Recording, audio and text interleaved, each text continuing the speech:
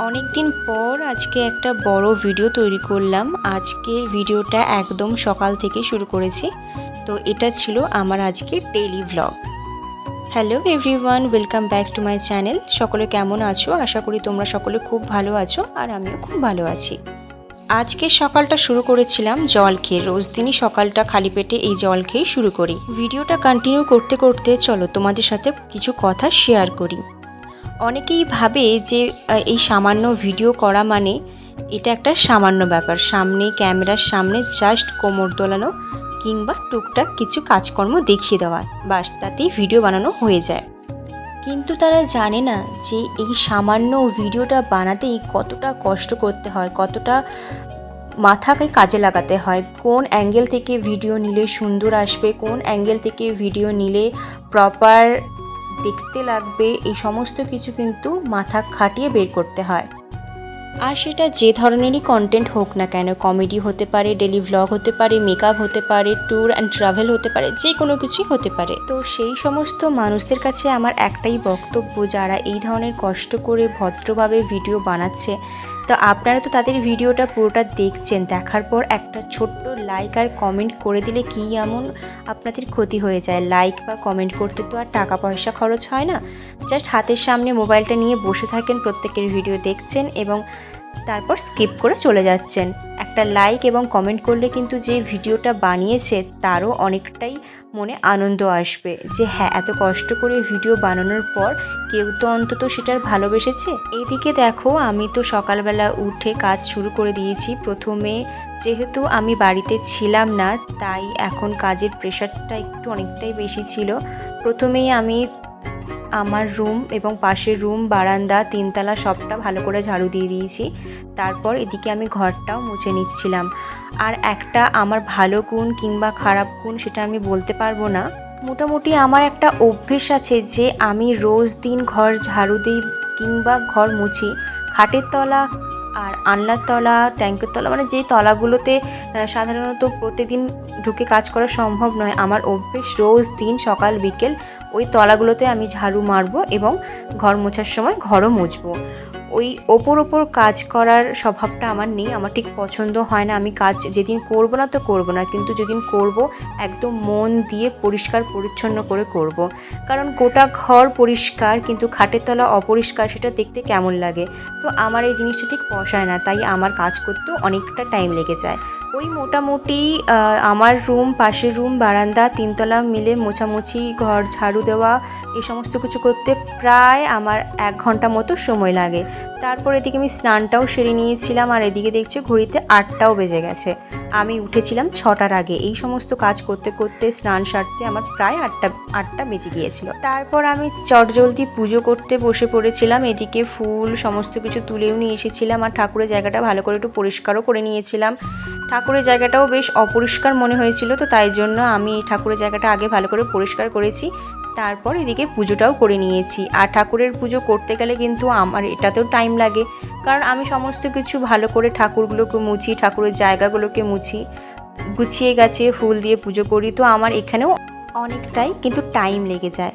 তো তারপর পুজো শেষ করে আমি এখানে একটু হনুমান চালিসা পাঠ করতে বসেছিলাম, যেটা আমি রোজ দিনই করি সম্ভব হলে, মানে রোজ দিন করার চেষ্টা করি।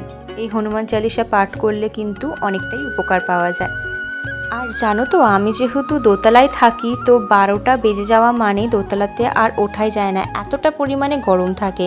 তো তাই চেষ্টা করি সকাল সকাল সমস্ত কাজগুলোকে গুছিয়ে ফেলার, কারণ বেলা বাড়লে কাজ করার এনার্জিও থাকে না, আর ওপরের রুমে তো ওঠাই যায় না, কোনো রকমভাবে থাকতে হয়।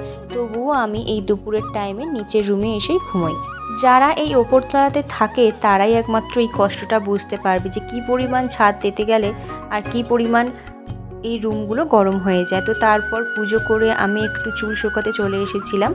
তো খুব জোর খিদেও পেয়ে গেছিলো, বাদবাকি কাজগুলো রেখে দিয়ে আমি একটু খেয়ে নিচ্ছিলাম, আর খাওয়ার সাথে সাথে এদিকে চুলটাও একটু শুকিয়ে নিচ্ছিলাম। আজকে সকালবেলাটায় অনেক দিন পর ঘুগনি মুড়ি খাচ্ছি। মানে ঘুগনি মুড়ি তো আগেও খেয়েছি, কিন্তু সকালবেলাটায় বেশ অনেক দিন ধরে খাওয়া হয়নি। তো ঘুগনি মুড়ি তো আমার ভীষণ পছন্দের, যদি সেটা বাড়িতে বানানো হয়। দোকানের ওই বানানো ঘুগনি কেন জানি না খেলে আমার একদমই সহ্য হয় না, ভীষণ পরিমাণে শরীর খারাপ হয়ে যায়।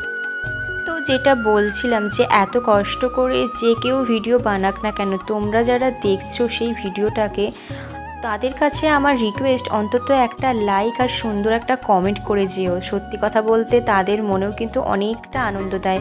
তোমাদের ওই ছোট্ট কমেন্ট আর লাইকটা কিন্তু মানে বলে বোঝানো যাবে না কী পরিমাণে আনন্দ দেয় আর কতটা পরিমাণে তাকে উৎসাহিত করে তোলে। আর এদিকে দেখো, খাওয়া দাওয়া শেষ করে আমি ছাদে জামা কাপড়গুলো মিলতে চলে এসেছিলাম। স্নান করে তো পুজো করতে চলে গেছিলাম, তারপর টুকটাক কাজগুলো সেরে খেতে বসে পড়েছিলাম। জামা কাপড়টা মেলা হয়নি। আর ছাদে কি বলবো, এতটা পরিমাণে রোদ ছিল, আমি সবসময় এই জন্য একদম ভোরে উঠে জামা কাপড় হোক বা কিছু কাচাকুচি থাকলে আমি একদম ভোরবেলায় উঠেই ওগুলোকে করে ফেলি এবং ছাদে মেলে দিয়ে আসি। তারপর ওই কিছুক্ষণ রেখে তারপর বেশি রোদ বেরোনোর আগেই ওগুলো আমি তুলে নিয়ে চলে আসি। কারণ জামা কাপড়, পুরনো জামা কাপড় হোক কিংবা নতুন জামা কাপড়, যদি ওই ছাদের কড়া রোদে রাখা হয় না, তাহলে জামা কাপড়ের রঙগুলো কিন্তু একদম ফ্যাকাশে হয়ে যায়। তাই জন্য আমি একদম চেষ্টা করি কাচাকুচি করে ভোরবেলায় মেলে দিয়ে আসা। তারপর হালকা হালকা রোদে ওগুলো যখন হালকা হালকা শুকিয়ে যায়, ওগুলোকে তুলে নিয়ে বারান্দায় ছায়াতে এসে আবার মেলে দিই। আর তারপরে দেখো, এতদিন তো বাড়িতে ছিলাম না, তো ছাদে এসে ফুলগুলোকে দেখতে খুব ভালো লাগছিল। বেশ নতুন নতুন কয়েকটা ফুলও ফুটেছে আর গাছগুলো বৃষ্টির জল পেয়ে বেশ সুন্দরভাবে বেড়ে উঠেছে। দেখো, এই ফুলগুলো দেখতে অপূর্ব সুন্দর লাগছে না? এইদিকে দেখো, এই যে টেবিল কামিনী গাছটা আমি কিনেছিলাম, সেটা কিছুতেই আর বাঁচাতে পারলাম না। এতদিন আমার বারান্দাতেই ছিল, কিন্তু এখন ছাদে রেখেছি, ওটা একেবারেই শুকিয়ে গিয়েছে। আর এদিকে দেখো, যেহেতু জানতাম সকালবেলা উঠে আমার অনেকগুলো কাজ থাকবে, তো আগের দিন মানে গতকাল রাতের বেলা যখন আমি সন্ধ্যেবেলা যখন বাড়িতে ঢুকেছিলাম, তো সন্ধ্যেবেলাতেই এই ড্রেসিং আয়নার জায়গাটা ভালো করে পরিষ্কার পরিচ্ছন্ন করে গুছিয়ে দিয়েছিলাম। কারণ যেহেতু এতগুলো দিন ছিলাম না, এতটা পরিমাণে ধুলো জমেছিল, আর যেহেতু এটার রং কালো, তো বেশি দুদিন ছাড়া ছাড়াই এটার মধ্যে ময়লা জমে আর খুব পরিমাণে ধুলোগুলো চোখে পড়ে। তো যাই জন্য আমি পুরো ড্রেসিং আয়নাটা ভালো করে পরিষ্কার করে গুছিয়ে দিয়েছিলাম। আর আমার এই ড্রেসিং আয়নাটা তোমাদের কেমন লাগলো অবশ্যই কিন্তু কমেন্ট করে জানিও। এটা কিন্তু আমার খুবই পছন্দের।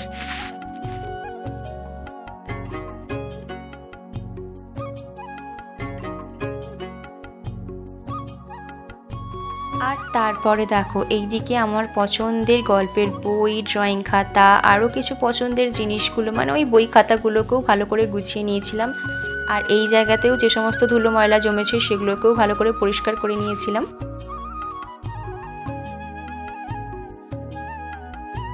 সত্যি কথা বলতে, ঘর সাজাতে, ঘরকে গুছিয়ে রাখতে আমার বরাবরই ভীষণ ভালো লাগে।